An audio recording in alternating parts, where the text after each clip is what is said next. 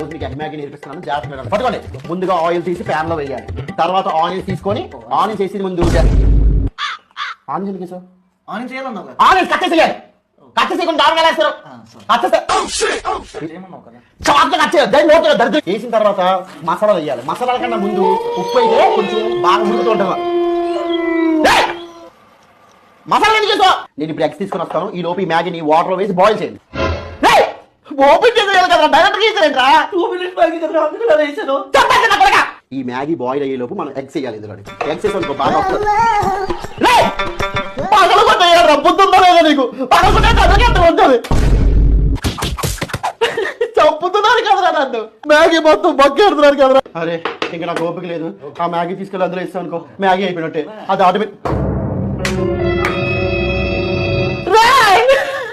ఎందుకు సీరియస్